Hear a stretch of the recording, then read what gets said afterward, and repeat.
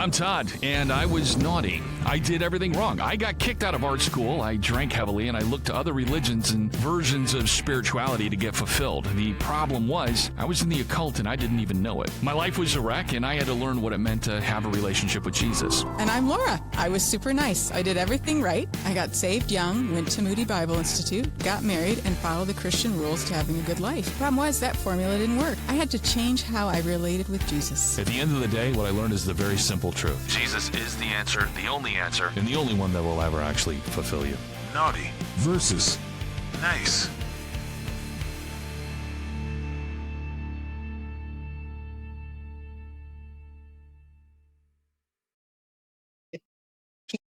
Welcome back to Naughty versus Nice. Of course, I'm Todd. And I'm Laura. And I'm Kelly. There we Nice go. jumping. All right. We are, and we're in. And this week, we are talking about communion. The idea of communion itself, and kind of everybody takes a little sippy cup of grape juice, has a little bit of bread, sometimes gluten-free, depending on where you're at on that. And some churches do it every single week. Some do it only once or twice a year. It just kind of depends. But this week, we're just going to kind of talk about it, hash out some of the concepts of it and what it's really about. And then not only that, and just ask the very simple question, are we even doing it correctly in the way that we're engaging in it today versus how the early in the first church actually did it, let alone how Jesus actually kind of laid everything out for his disciples when they had that very famous Last Supper. And I kind of was curious with your guys' varied experiences. We all come from different backgrounds. How has communion been done for you? Not so much the procedure of, is it bread or is it wafer, but ritual. The pre-sermon is what I call it. There's usually an admonition to something. What is your guys' background with that? I don't know. I feel like, Kelly, you might have more experience with this than me. I mean, overall. Well, we were Catholic when I was super young. And so that was a whole different ball game of everybody drinking out of the same cup.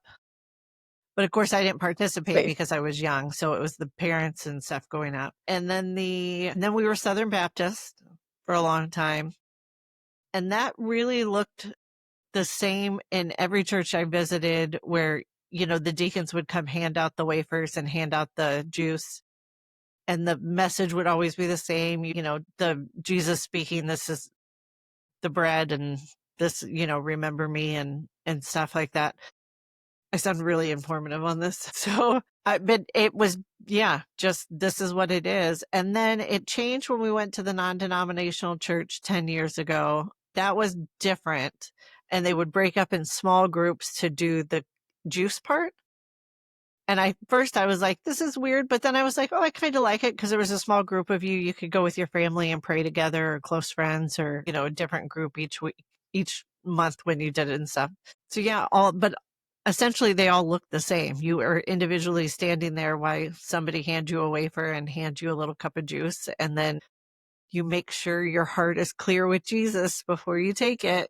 It's kind of got the atmosphere of like a library. You're in the reference section, but there's this guy subtly picking a guitar, usually on stage, or some sort of subtle music or something going on. A time for remembrance, at least that's the way I've always kind of interacted with it. If Jesus is saying something specific, do this in remembrance of me, then that's what I'm going to focus on. I'm not trying to figure out what I could have done different in order to make the next level of, Donkey Kong or whatever video game is popular with the kids these days. So I know I'm showing my age, right? I know it's Call of Duty 6 or whatever. That was a joke. So, you're showing your age now because there's a picture of you. Right. Yeah. Just the gray hair. Yeah. It's either I got a really severe copper deficiency or I'm definitely more boomer material than I wish I was.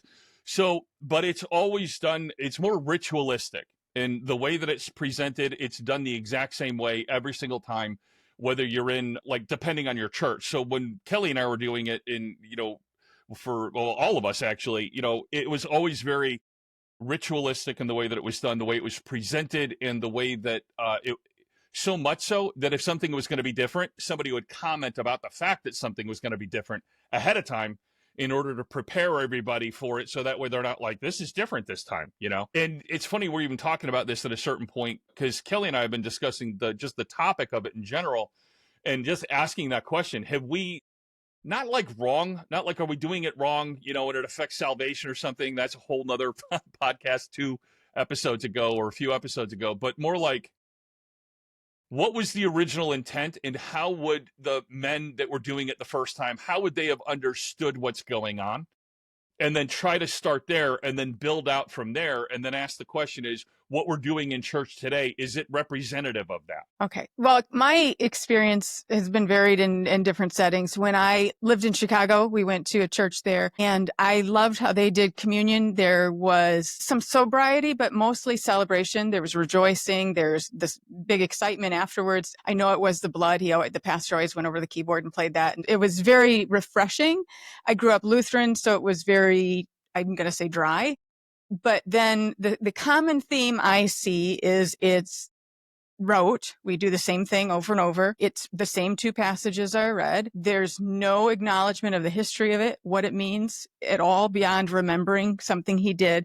And the worst one is that we ought to have the somber music playing, and you need to evaluate if you have any sin that you need to confess first, which all of a sudden layers it with, this is a works receivable table. Like if you haven't earned it, you can't go forward. And then, or the famous one is, well, if you have a problem, if you have any conflict with anybody in your life, then you need to go straighten that out before you come and take of the table in an unworthy manner.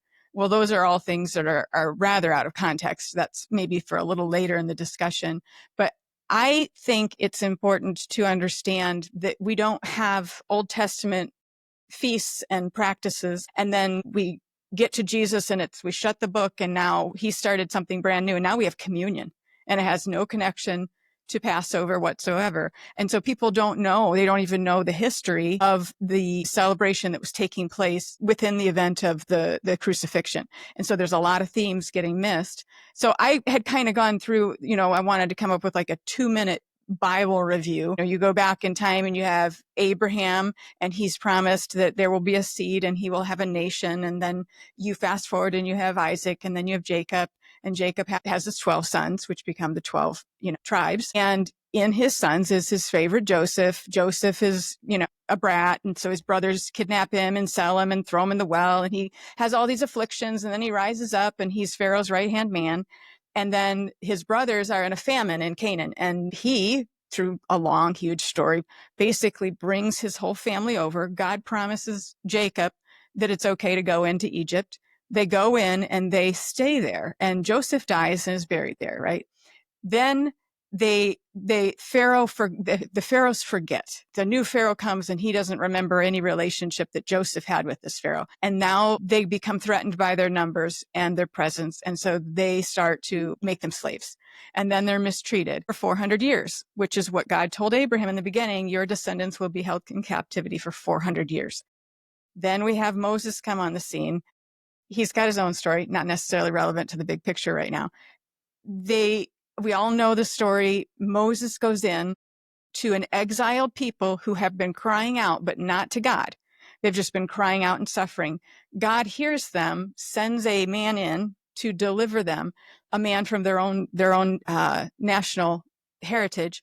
And he asks Pharaoh to let them go. Pharaoh won't let them go. And so then you have the 9 plagues, which are directed at the Egyptians. So you'll have kind of a picture as it's painting out that the Israelites are kind of over the side, and you've got the Egyptians over here suffering the plagues, but they don't feel it. And they're not, that I can recall, asked to do anything in order to be protected from those plagues. But then the 10th one comes, and then comes the command that this is going to happen. And if you want to be spared from it, you have to basically sacrifice this lamb, which would involve, slitting it open, draining the blood, painting the doorposts with this blood. And then you would eat of the lamb. You're going to fire roast it, I think, and nothing can remain of it for the next day. That is kind of what the ceremony will go on to be. And they are making bread, but they have to leave that night because so fast that the bread doesn't have time to rise. And so that's where the feast will start to be celebrated in the future with unleavened bread. So you've got this whole picture going on of why they had to do what they had to do. But there's so many interesting facets. They did not have the option to just rest in their heritage, and this would pass over them. There was an obligation to respond to a command in faith and cooperate with what they were being asked to do in belief that this practice would protect them. Now, culturally, would they have understood sacrifices to somehow appeal to the protection of the gods? I think so. So I don't think it's as random as it would be to us. But as you know, I had a Bible teacher once say, imagine you're in these dwelling places. I don't know if it were huts or houses or what. And you can hear the grief and the sorrow as this angel of death ravages this land, and the firstborn of the animals, the firstborn of the households from poor to rich. They're dying, firstborn males left and right. And there's probably screaming and mourning and grief. And they're huddled in these homes with faith that this painted blood over the doorposts or over the doorways is going to protect them. There's a whole lot of stuff going on in that alone. Then you add on the ideas that they were obviously in captivity and in exile. And God says, in order to celebrate this as a feast in the future, they are to remember that they had the unleavened bread because they left in haste. There was very much that there was this massive plague and they had to hit the road the very next moment they're on their way out. There's all of those things are going on. You see that God has called his people back to himself, not just to rescue them from slavery, but to draw them to worship him at Mount Sinai and then eventually in Canaan. He's drawing them out for a relationship. So this is a huge event in the Israeli nation. This is the one event that God will say, you have to celebrate this. And the reason you will celebrate this is so you will tell your children of the night that you left under these circumstances and in this kind of haste. So there's all this history there. I don't know. Is anything kind of connecting so far in your minds about how this might connect to where Christ is going? That's a legitimate question. It was rhetorical. Yeah, I would say so. I mean, immediately you have the symbolism of the lamb. It's really, really hard to miss. And not only that, but the fact that the lamb itself then is also part of that Passover meal. And the instant you get to the Last Supper, I don't think I ever realized it before until doing research for this episode, that they all just sat down and ate a Passover lamb. And Christ is the lamb. So when Christ is saying, this is my flesh, all of a sudden there's a little bit more of a three-dimensionality to it. Yes, regarding the bread, but he's the bread of life as well, but he's also the lamb. So it's not just he's all of those things happening all together, all at the exact same time, all being presented in this one thing that is the freedom from sin, from the Pharaoh Satan figure. And not only that, but Satan's at the meal himself. So you've got all these things colliding all together. And I don't think that gets communicated at all when you all just stand there in silence and everybody drinks, from their little thimble and everybody takes the cracker. I'm not belittling it. Don't get me wrong. I take it very seriously. And I try to do that in remembrance and be grateful and be appreciative and stop and clear my head of everything and be in the moment and really think about that. But there's a ritual to it, and it's not relationship-y, and it's just, I'm just really starting to look at things differently the more and more I learn and the more connections I'm making. And to know that Christ is crucified during this event, but to also know part of preparing for the Passover was to go through rituals that they went through. One, it's a full meal. And so you've got these symbolic pieces of the meal that mean something to the event that happened. But you also would be reading through the Exodus event. And you're also going to be reading, I think it's Psalm 113 through 118. So you have Christ on the night that he is going to be betrayed and turned over to be executed, have him reviewing the scriptures that would foretell of him who would come and do this in a final manner. So he is being encouraged by the very history and the shadow and the promise of those events and that ceremony as he partakes to prepare to go forth and follow the Lord in obedience and to complete the work. So now you've got that layer. He isn't making something new. Everyone's like, well, now it's communion. It's not Passover. I guess if you want to call it that, but it's more that idea of, Kit uses the term reconstituting. So he's taking something of Israel that It never worked. It failed. And he's fulfilling it and bringing it to perfection. And then he's going to say to them in kind of a retro look back to when he fed the 5,000 and he said, I'm the bread of life. And when he says at the raising of Lazarus, I'm the resurrection, I am the life. There is an idea that is super offensive. But he is saying, if you want to live, you need me for life so much that it's almost cannibalistic. You have to eat my flesh. You have to drink my blood. You have to be absorbed into the life I bring. And you can't do it in any means of your own. And so it would have been connecting because they ate the sacrificial lamb. They participated. It was communal. It was relational. It was ceremonial. It was obedience. It was faith. It was remembrance. He's calling us in this event to embrace the fulfillment of the events out of Exodus, that exile and that rescue, and how those things were foreshadowing. And then to recognize on this larger scale what Christ has done. And then in addition to say, to do this in remembrance of me. Everyone's like, well, now we remember what Jesus did for us and we're thankful. But he makes it bigger when he says, but I won't do this again until you sit down with me again. And I always got confused with that when I was younger. Like, well, so like every time someone goes to be with him, are we having that meal over, not understanding that he's saying, when I come back the final time to rescue you from this exile that still exists, because we are aliens and strangers, just as the Israelites were, we are aliens and strangers in a land that does not fit to who we are now. He says, when I come back to bring the new heavens, the new earth, and I resurrect your physical body, we will sit down together again and we will eat this. That's not being told at church. I think that brings you to the table with a full picture of what you're remembering, the whole picture of the Passover and the fulfillment of Christ. But also there's another promise there. There's another promise that a deliverer is coming and our exile will end. I have written down, it's not about a new ritual. Jesus is unveiling the fulfillment of centuries of prophecy, all that point to the cross, which is about the creation of an entirely new people. Under a new covenant, it's not just about individual salvation.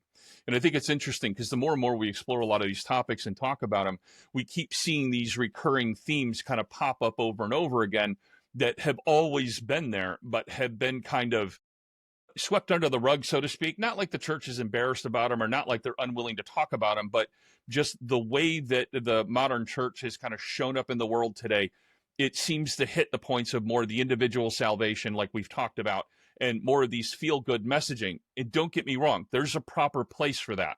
If somebody's in a really dark place, somebody's suffering from terrible depression or terrible sense of no self-worth, I am not saying the church needs to stop letting people know that Jesus loves them and that their life matters and it has value.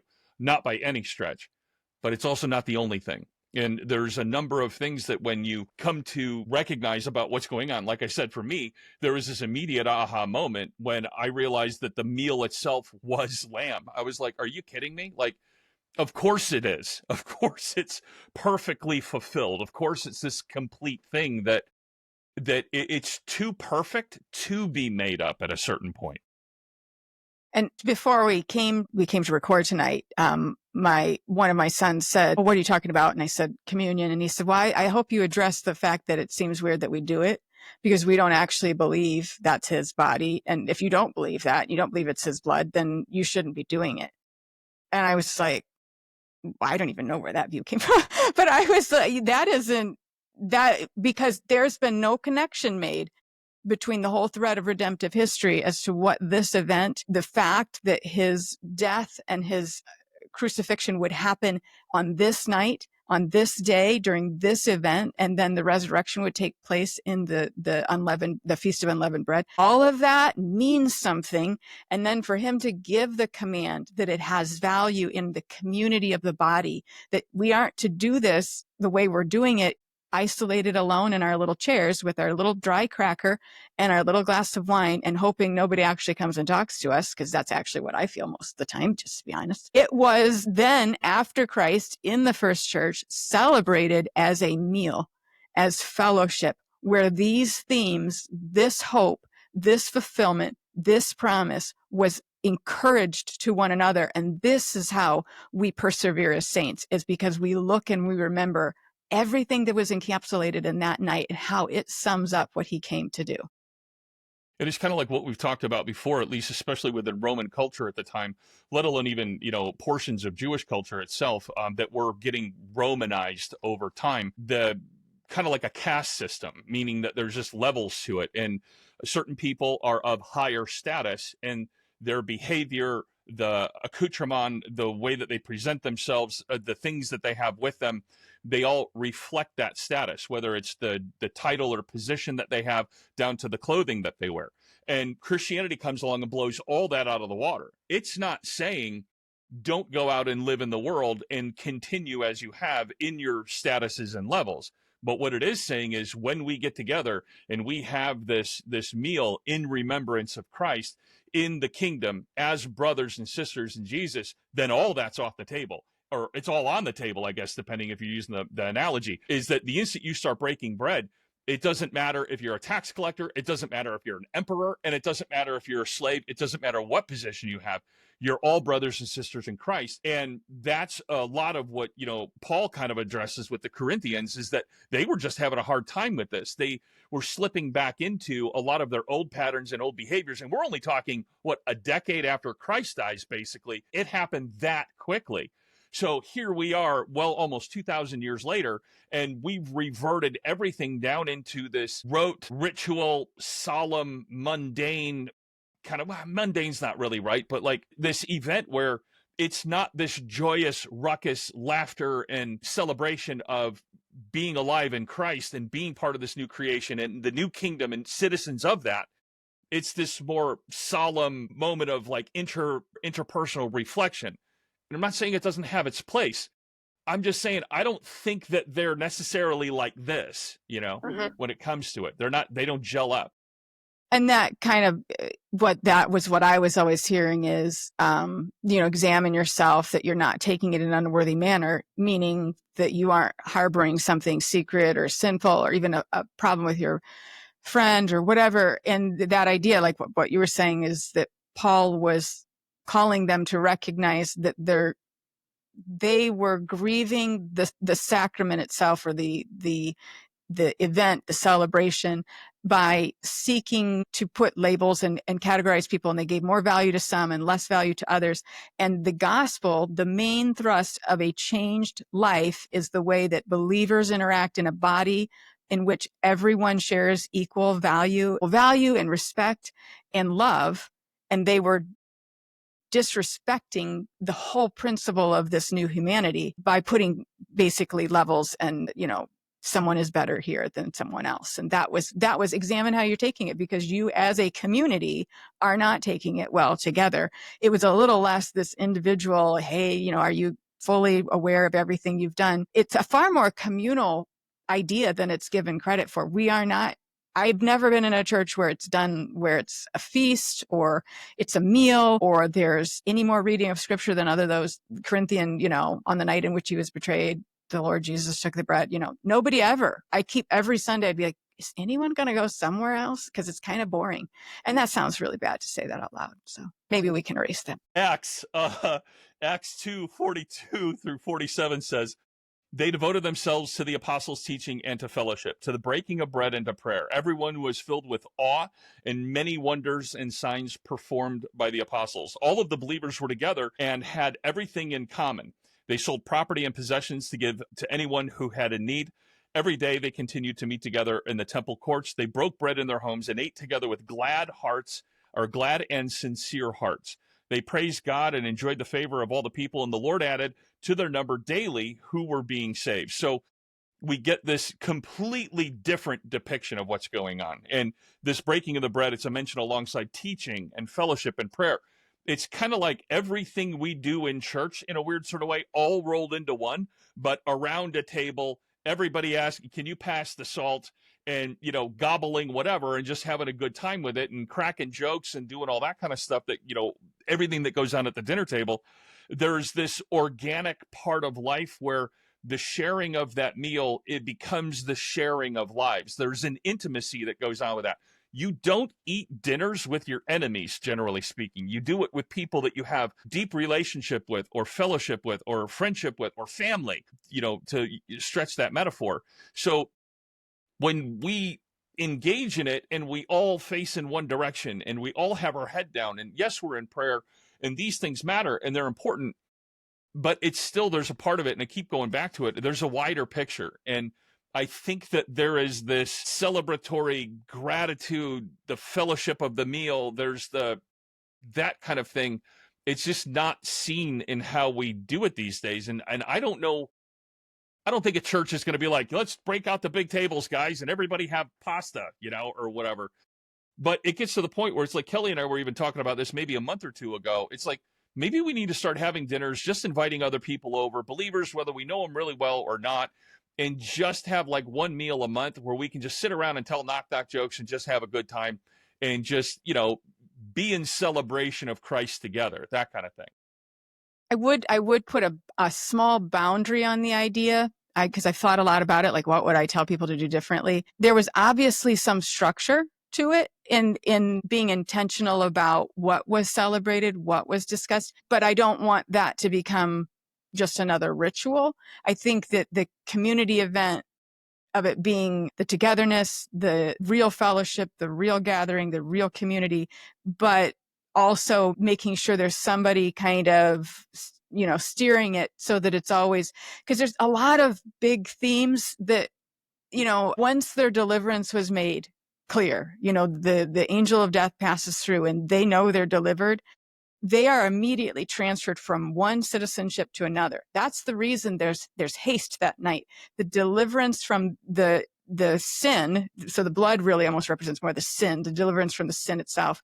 But then they are transported to another land, another nationality, another worship system, another culture. And it brought to mind to me in Colossians when it says, you have been transferred from the kingdom of darkness to the kingdom of light. There's something that you've been moved from one to another. And there's a permanency that we see in that with Egypt, needs to be assigned to the spiritual reality of what has happened in being saved.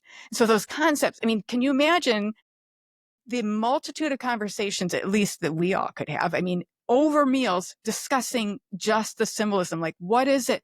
Why would he call his people to remember this event and this meal and these symbols? And then say, well, why is Christ then attaching himself to that very same tradition and saying to remember? What are we remembering of Christ? Because it seems like unlikely means the blood of an offering is covering everything I am and everything I've done and delivering me over to another reality. Those are concepts that are over and over and over in the very, sorry, Kelly. I got excited in the very tradition of it. And so that would be my one guard I would put up. Yes, I think it's a great idea to take it a little bit more to the family setting, but with the intention of, let's talk about these things. Because what we have learned, the three of us, and talking with a multitude of people, is people in general don't know these things. So this is the opportunity to have that be a part of a real meal together. I definitely agree. And even to go one step further with what you were just talking about within the rich symbolism that shows up within that story, it wasn't just the ancient Israelis or the Jews or the Hebrews or whatever word that you want to use that actually left. There was what they would call the mixed multitude. Now, what exactly that means, I don't think anybody exactly knows, but we have that foreshadowing of the idea of people that are not of that genetic people group, the Gentile nations, representing the Gentile nations, that idea, that have seen the truth, the promise of not only the power of the one true God, the true presence of the one true God, but then is willing to take that leap and believe in the future promises made by that God, whether they think they're going to get any part of it or not, you don't know, but enough that they left their life in order to go and participate within that. They left that where, the Hebrew means the narrow places, and they passed through water in order to get to that new promised land, to become that new citizen. They were born again, this time of, for the believer today, it's of the Spirit, but you see that run up to everything within that shadow and type. So once again, it's just absolute complete, being wrapped up with this nice little tidy bow, for lack of a better way to put it. And then Jesus just laying it out on the table. I think that the disciples would have seen aspects of that. I mean, if we can see it and we're not even in that culture, granted it takes some studying, I can't help but think that there would be a large presence of that happening over and over and over again with what was going on. There are a couple of themes that kind of struck me this time as I was studying it again was, and I think I mentioned it earlier, the idea that for the first 9 plagues, I don't remember that there is a command on the Israelites to do something to be protected from it. It was simply their nationality, basically, their enslavement, their category. But for the 10th plague, there was this command that you do this ceremony, you paint the blood on the doorposts. Why? God knows, he would know the heart of every man. He would know who there believed in him, wanted to leave, or whatever the standard was. He already knows that. So why is he asking them to do it? It brings a lot of these themes we talk about a lot. There's a relational cooperation. There is the idea that you aren't just being covered because of your nationality. They could have chosen to stay there. That is an option. There's the option to not believe that blood was going to do anything. Well, it's very interesting to me that there's an element of faith in this as well, that it wasn't just, well, you're of this nationality, now you leave. That wasn't kind of how it went either. Well, and how would that conversation go? I don't think it was necessarily, I don't know, maybe out of fear in which you're painting your doorpost with the blood. It's the idea of that faith. You've already watched these incredible things happen. You've seen 9 of them go down. You've been protected from suffering the consequences of absolutely all of them the entire time. Everybody else is getting jacked up, over in literally the center of the world, Egypt, the most advanced civilization that is on the earth at that time. And quite literally, the Pharaoh is the man god. And all of a sudden, they're like, you need to paint lamb's blood on your doorposts and stuff. The belief comes first, then the action follows. It's not they did the action and then found out it's all true, and now they believe is maybe. I don't know. I can see the elements of how that would be, and the emphasis on the idea of you believe first, then you take that action. The same kind of concepts that we were wrestling with, a few shows ago. How does that show up? Well, you don't have, I even wrote it down here. You don't have that ritualistic aspect of it. Jesus was inaugurating right now through him the idea of this new covenant, and that he is the fulfillment of what all of the prophets had been saying. And he's letting everybody know that at the Last Supper. And so this covenant is not of like stone tablets or the stone heart, so to speak, or the hardened heart, where it's done just from the hand. Now the transformation is complete. It's done with the mind too. And what we were talking about with the seal of the Holy Spirit goes on the forehead of the believer. Whether it's symbolically or there's some sort of actual spiritual seal, I have no idea. But it's not on the hand for the believer. So it's that transfer from that hand to the forehead now, and where we see this concept of the mark of the beast at some point, whether it's in the future or in the past, whatever you believe, it's on the hand and the forehead. So there are people that are true believers in Pharaoh, true believers in Satan, or true believers in the world or whatever, but there are the go along to get along, and that's the hand symbolism of it. And a lot of people take that extremely literally, but you have it written down in Deuteronomy. You also have the shadows and types and the echoes of that going on with this story right here as well. Think about it like from this point of view. You got Judas in the room the entire time, faking being a disciple the entire time. He was casting out demons. He was healing people. He had all rights and all privileges and authority of whatever a citizen of Christ's kingdom looked like showing up here on earth at that time. He was running around doing all these things too. So much so that when Jesus was like, one of you guys is going to betray me, they were all looking around. They couldn't tell who was who. Now, obviously, Jesus knew the entire time. But my point with that is that there's this idea of it's about just the belief now, that transfer, it all moves over into this new way, this new citizenship of this kingdom. Once again, it's not about what you do, but what you do is going to follow through with what you believe. So there's no seal on the hand. The seal is only on the forehead, that kind of concept. I had a question, but it's not related to what you said, which always makes me feel bad. So should I say like you? Absolutely. And now I'll move on to the point that I wanted to make. That's what absolutely actually means. I was thinking about it because my son and I attended church on Sunday, and they had communion, and it was it was the wafer and the little cup and, antisocial and somewhat the introvert in me loves that. But I thought, okay, so now knowing what I think it should be, I don't necessarily think the answer is to stop doing the way it's done as a congregant, but I think I liked the idea that you had about instituting something more in our own community with people, basically inviting them in, having the meal, making it something different. But I'm wondering how it would appear to a congregation, especially since I barely started attending this one, to be like, well, I'm not going to take it. I've been in communities where someone refuses to take it, and it's such a distraction because people are like, because we've been trained to think that the only reason you don't take it is because you don't think you're saved, or you've got a problem between you and another believer, or you're angry at God.